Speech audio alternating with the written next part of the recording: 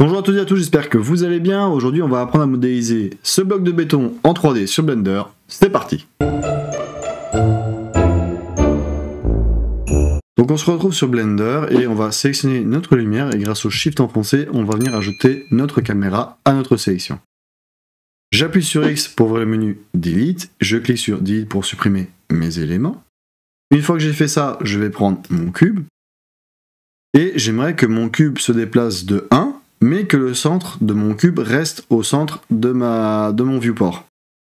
Du coup, si je fais un GX de 1, eh bien, on voit que notre centre du cube a été déplacé aussi de 1, et c'est pas ça qu'on veut.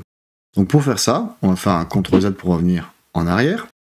On va appuyer sur Tab pour passer en Edit Mode, et là je vais faire un GX de 1, et Enter pour valider. Donc on voit bien que mon cube a été déplacé, et que son centre est resté dans la scène 3D au milieu. J'appuie sur 3 pour sélectionner mes faces. Je viens sélectionner ma face qui est ici et j'appuie sur X pour ouvrir le menu Delete et je viens supprimer ma face. Tab pour repasser en objet mode et on va venir appliquer un modifieur qui va être le mirror. On n'oublie pas de cocher le clipping, c'est très important.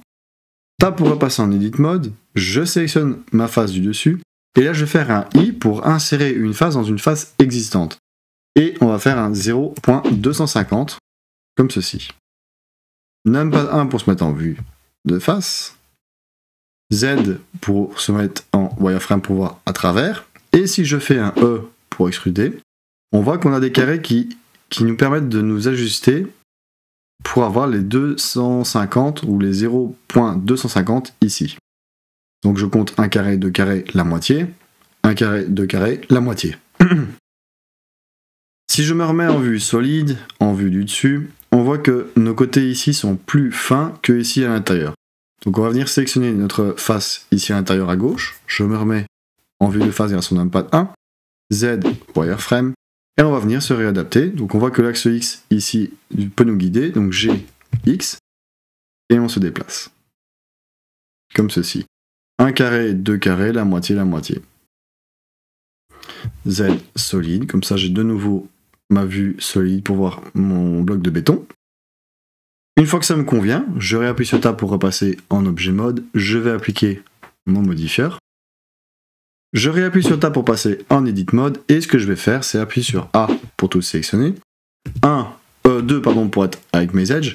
Et je vais venir avec le Shift enfoncé désélectionner les edges qui sont ici.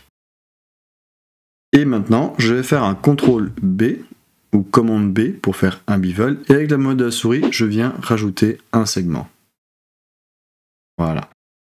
Comme ça, si j'appuie sur Tab pour passer en objet mode et que je fais un CTRL 2 pour appliquer une subdivision surface et un clic droit Shade Smooth, on a bien nos angles qui sont marqués. Alors, on a une impureté qui va se faire ici. Donc on va régler le problème. On va appuyer sur Tab pour repasser en Edit Mode. 1 pour sélectionner les vertices. Je vais sélectionner ma vertice là et ma vertice qui est ici. Et je vais faire un M pour ouvrir le menu Merge et je vais lui dire Add Center. Je recommence de l'autre côté. Je sélectionne mes deux vertices ici et je vais faire un M pour ouvrir le menu Merge, Add Center.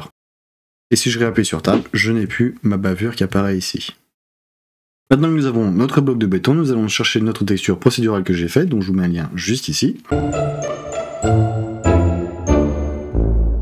Donc maintenant que nous avons notre bloc de béton, nous allons le sauvegarder. Donc vous faites un CTRL S ou commande S pour le sauvegarder.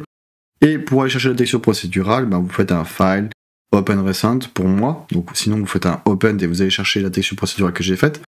Moi je l'ai déjà, donc je vais chercher le béton. Je sélectionne ma sphère, je fais un CTRL C pour la copier et un File, Open Recent pour retourner sur mon bloc de béton. CTRL V. Donc là, j'ai bien ma sphère qui a été importée. Donc ce que je peux faire maintenant, c'est un X pour le supprimer directement. Je vais dans le Shading, je sélectionne mon bloc de béton, je vais dans le petit pictogramme ici de matériel, et j'ai bien la texture de béton qui apparaît juste ici, et qui s'applique automatiquement sur mon bloc de béton. Donc voilà, je viens de terminer notre bloc de béton en 3D sur Blender. J'espère que la vidéo vous aura plu. N'hésitez pas à me dire ce que vous en pensez en commentaire. Comme d'habitude, je vous mettrai le lien de téléchargement en commentaire, et je vous dis à la prochaine. Ciao!